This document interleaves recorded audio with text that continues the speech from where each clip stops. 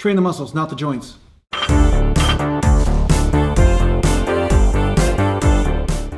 So today I'd like to talk to you a little bit about... What the wait a second, I got this on underneath. Huh.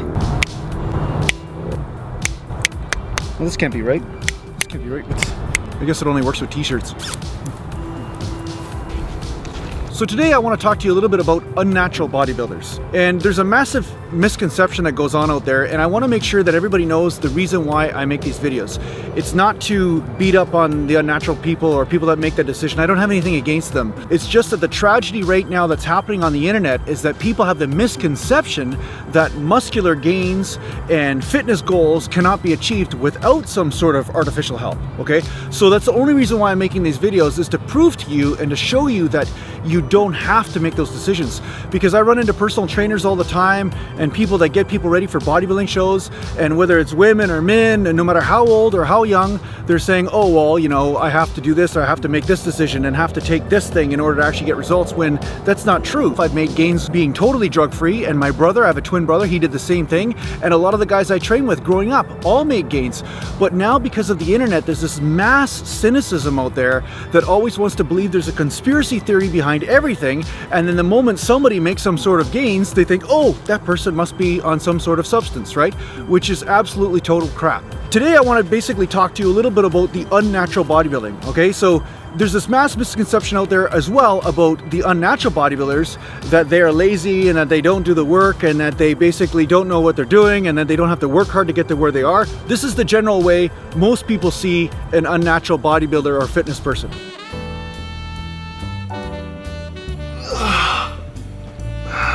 Am I big yet? Am I big yet? Am I big yet? No? Oh, okay.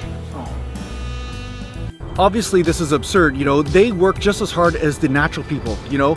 Unnatural bodybuilders, unnatural fitness people work just as hard as the natural bodybuilders and the natural fitness people.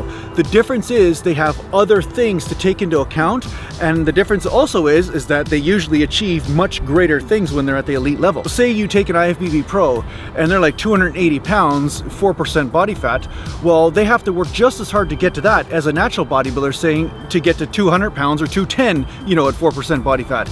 The difference is they got 80 pounds more muscle mass and a lot more other problems to deal with, you know, and that's the reason why I promote the natural lifestyle, because a lot of people don't understand that a lot of these pros are very quiet about some of the side effects that they deal with, but some of them are very, very real. And if you get into any conversation that's very candid with any of them, they would tell you that, you know, they might have trouble breathing, they might have trouble urinating, they might have, you know, other sort of organ or intestinal problems going on, and that's just aside from any sort of muscular sort of problems that might pop up from them gaining so much muscle so fast. I remember actually meeting an IFBB pro and spending the whole day with him, and he was quite famous at the time actually, and I'm not going to mention his name because I don't want to, you know, I don't have his permission to mention it, so I'm just going to leave it out.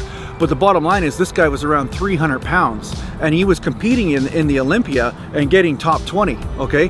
Now this guy was so big, but when I was talking to him, he said, geez, you know, I'd give it all up tomorrow just to have a normal life, right? At the time, he was signed with a weeder contract for $250,000 a year, and he was lumbering around his house and basically saying, geez, you know, I'm always in pain. My joints are always hurting, you know, my shoulders always hurting, my elbows are always hurting. And when I went to the gym and trained with him, I was actually lifting weights just as heavy as he was, in most cases, if not heavier, because his joints were just killing him. It was like he was like 70 years old and he was only about 30. The fact is that there are repercussions for making that decision to go in that realm, and those repercussions are very hard to deal with. And somebody could say, wow, that person's really working hard. In some cases, some of the side effects they're dealing with cause this overwhelming burden of pain that they have to move through still in order to be able to train, okay? So there are all sorts of different things that people don't talk about, and that some of the, you know, controversial type YouTube channels on YouTube right now are talking about these types of fitness sort of side effects and things.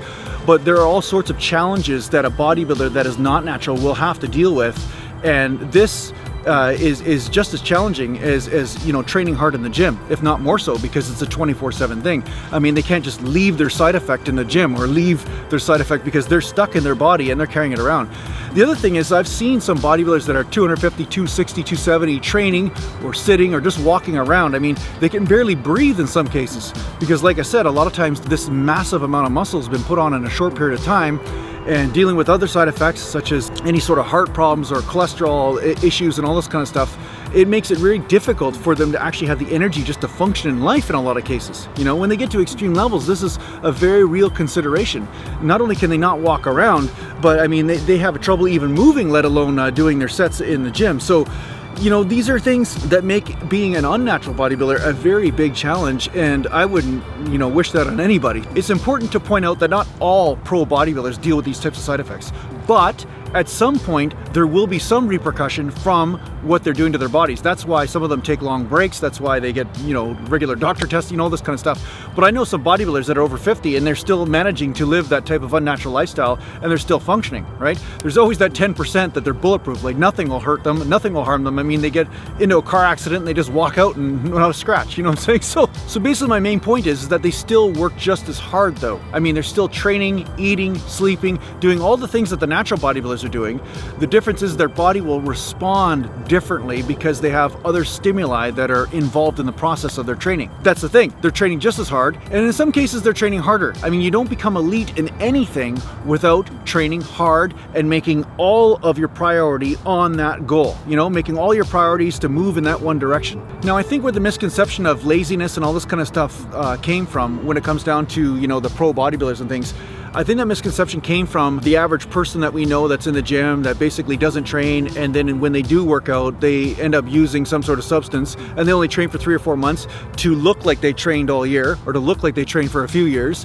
And then, you know, once the party begins, then they stop training and stop all that stuff, and then they just get drunk or do whatever they're doing, okay? Yeah, that type of mentality, 100%, those people are lazy. They're just not willing to put in the work, and at best, all they do is develop a physique that looks like not even a novice bodybuilder, let alone an amateur bodybuilder, like a competitor, okay?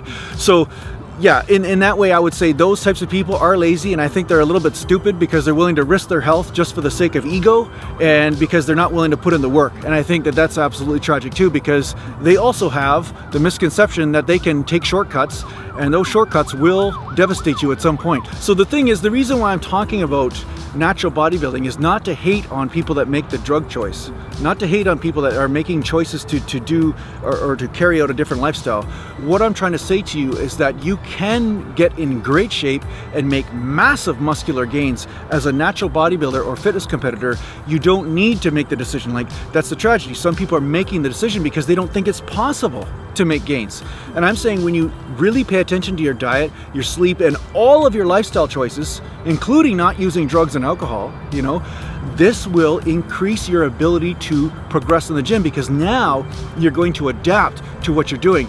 Anything that impedes your body's ability to adapt will impede your muscular gains. It will impede your progress, okay? So a lot of times people think everything's disconnected. I remember when I was training in the gym when I was like 20 years old. I was training since the time I was 14 nonstop, and I was in the gym at 18, 19, 20. Friday night, that gym would be just vacant. There would only be like 3 people in there, and I was one of them. And I was in there training till 10 o'clock, 11 o'clock at night, and I'd be looking around at like all these guys that were regulars, nowhere in sight. And I'd be like asking them the next day, hey, where were you? Why weren't you at the gym? Oh, they're like, oh, I went out and got hammered, or I went out and got drunk, and I went to the bar, and I went here, and I went there, and you know, and then Saturday night would be the same thing. Then Monday, they'd come back in the gym, and they'd be looking at me like, oh geez, why do you look pumped? What's going on? Why are you getting stronger? Meanwhile, they're poisoning themselves with alcohol and creating this other type of burden that their body has to adapt to.